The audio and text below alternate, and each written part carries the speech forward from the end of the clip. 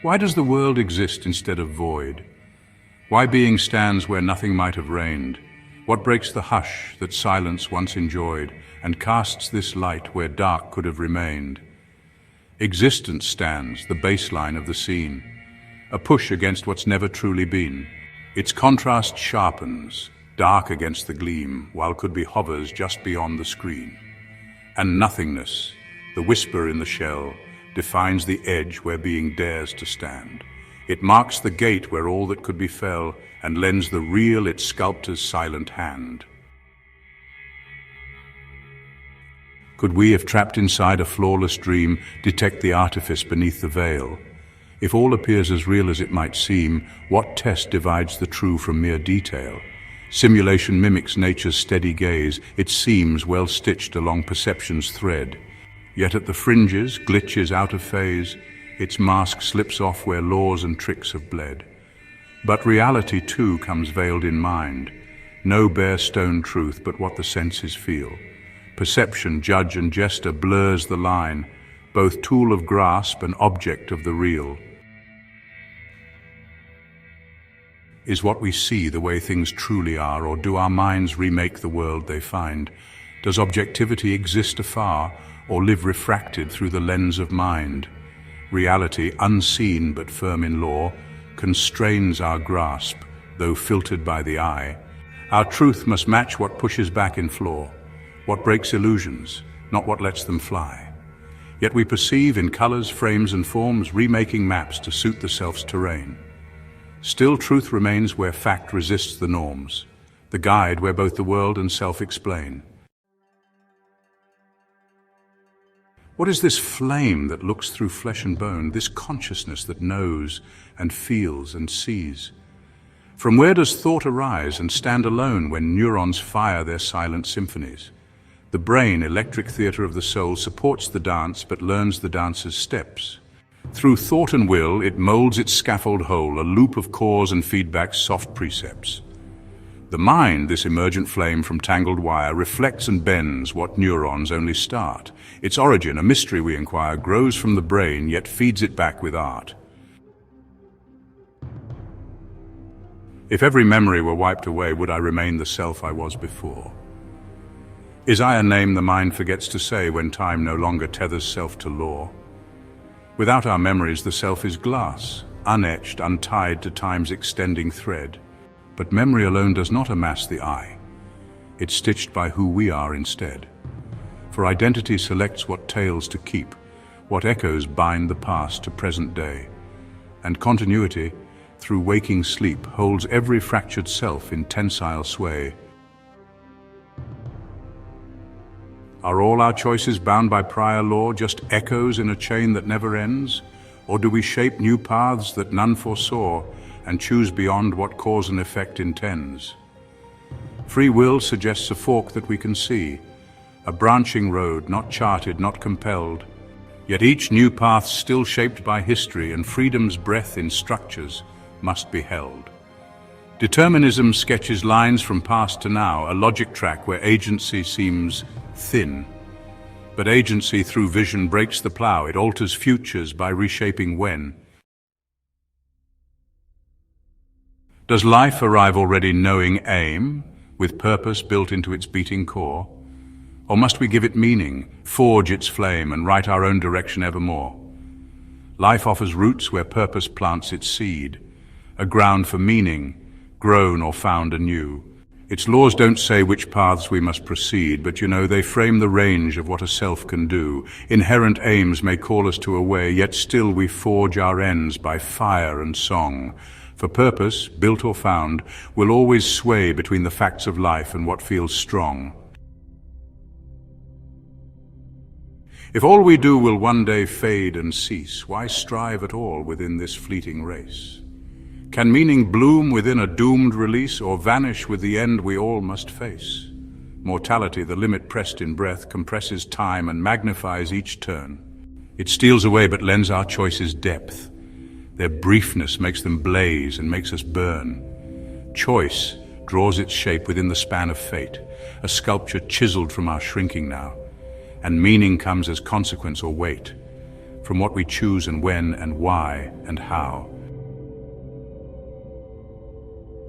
If stars go cold and time unravels form, can meaning still persist beneath that sky? Or is our quest a candle in the storm, extinguished when the universe runs dry? Though entropy will level every flame, meaning resists with pattern, bond, and voice. The stars may fade, but still we give them name, a way to mark the heat of conscious choice. Transience reveals how fleeting depth can be, yet in the fleeting lies a kind of grace.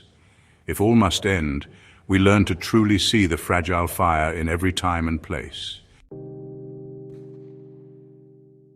Are morals truths that stand beyond all tribe, unmoved by culture, place, or shifting time? Or do they change as languages describe what each new age decides is just or crime? Universal claims assert a higher tone, a justice blind to tribe, to time, to guise. Yet culture tunes the ears by which it's known, and sometimes truth must localize to rise. Each culture crafts its laws from earth and breath, but still the thread of justice pulls beneath, and moral truth between them lives in depth, a pattern shared though spun in different wreath.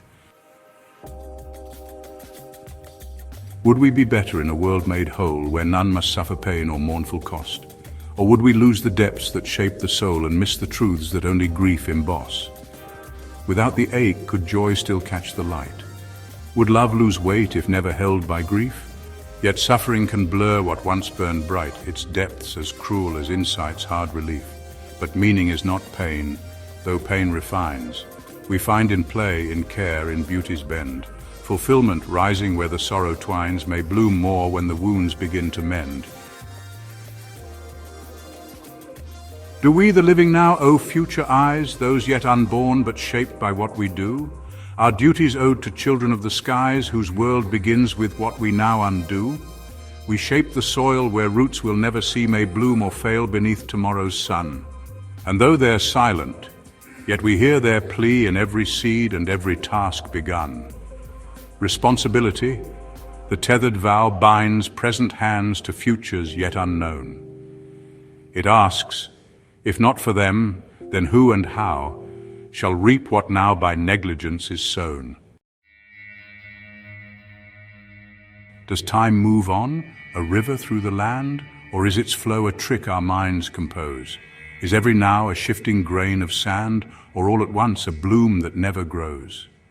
Time frames the dance of all becoming forms, a scaffold where events align and shift. Yet flow, the pulse of tenses in their storms, may be a trick of how our senses drift. Illusion bends what's static into stream, a theatre stitched in memory and tale.